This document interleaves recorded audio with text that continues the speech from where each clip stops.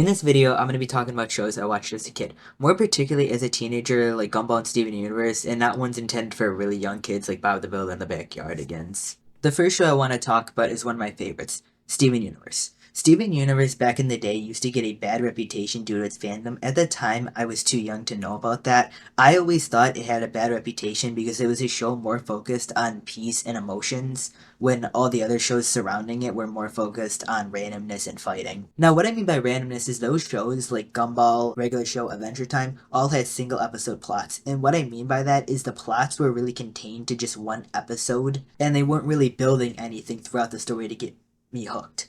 Now, I learned now that they were told to do that by Cartoon Network because they didn't know if they were going to get a second season. However, Steven Universe didn't listen to that, and it had the stuff about his mom, and that hooked me into watching it throughout the whole thing. I do know that shows like Regular Show and Adventure Time did get plots, very good plots, and I probably should go back and watch them. So because I didn't really watch them, I can't really talk about them. Now, it wasn't just the fact that Steven Universe had an ongoing plot that hooked me, it was a lot of other things too, like the characters, the music, and just the style overall. Now, there's a lot more I want to say about Steven Universe, but I honestly kind of want to make a whole video on it, so let me know if you want to see that in the comments below. Now, the next show I want to talk about but don't have much to say on is Gumball. Now, when Gumball first released, I didn't like it. All my friends liked it. I didn't like its use of single episode plots and how much it was on. Now, I think part of my dislike for it came from the fact that it was on so much, and Steven Universe was on maybe once a week. Now, looking back, I can see the appeal of it, and I understand why it's popular enough to get a reboot on Hulu. And I do like its use of like cartoon logic. At the time, I also found some of the episodes a little too weird for me, such as that episode with Gumball and that hot dog dude. Now, I don't really remember the plot of that episode, but I just remember getting like heavy secondhand embarrassment from it.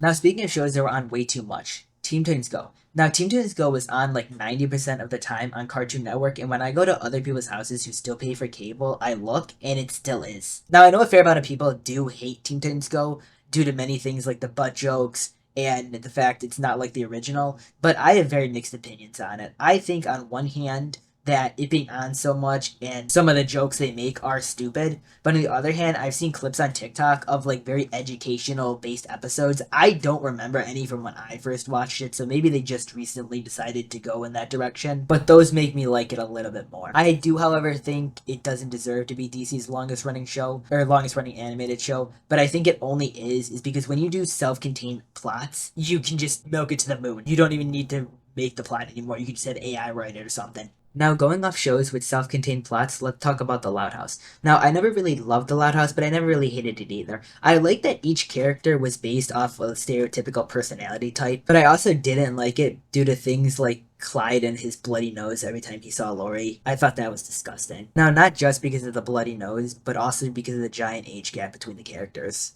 The Loud House was also on Nickelodeon a bunch. I don't want to say it was as bad as Teen Titans Go, but it was a lot. You were lucky if you caught anything that wasn't SpongeBob or The Loud House on Nickelodeon. Now, while recording this video, it brought back some memories, and I remembered Lincoln's parents and how we didn't get to see their faces until like a Christmas special. And I do think when shows do that, like reveal something on Christmas as like a gift to the fans, I think that's always nice. Now, I have a lot more to say about these shows, but for the sake of the video titled, I'm just trying to give my quick thoughts, but let me know if there's any shows you want my full opinions on. Now, while trying to think about shows to talk about, one just popped in my head. Ben 10. But not the normal Ben 10 you're thinking of. I'm talking about the Ben 10 reboot. Now, I only really saw a season of this show because it was right around the time I stopped watching cable. Now, I did see a couple episodes of this and thought it was okay, but I feel like I also never really gave it a chance because with the style of the animation, I immediately thought it was going to be a watered down version of the source material, kind of like how they did with Teen Titans Go, where it's just using the name and then doing their own thing. So because of that, I wasn't really expecting it to have a plot at all. I thought it might just bring in a couple popular characters here and there, but I think it did actually have a plot, and it actually maybe got a movie, I can't remember, but I know it had a whole ending conclusion.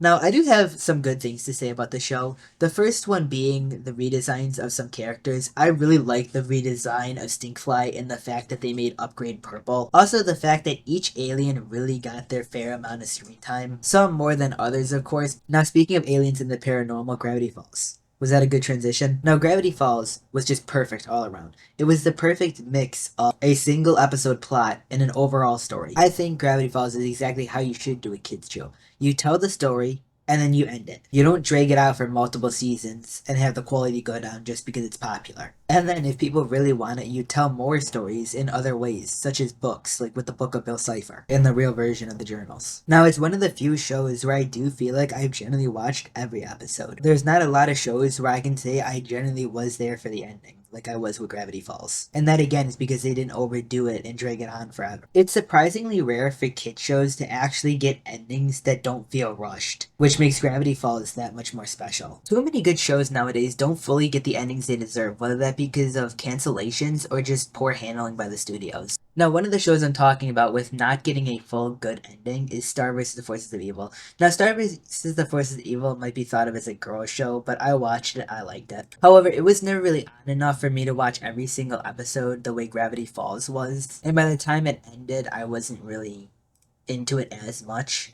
But the stuff I have seen about the ending just doesn't do it justice, and is really disappointing. Now, these are shows I watched and enjoyed as a kid. If there's any other shows you want me to talk about or want me to go more in depth on, please let me know in the comment section below. And I'm sorry for the audio quality. I am really trying to do better. When I record, I tend to record in segments and pause and play a lot, so it leads to the mouse getting picked up, and I'll try to do better for talking for longer periods of time more fluently. But thank you for watching, and I'll see y'all in the next one.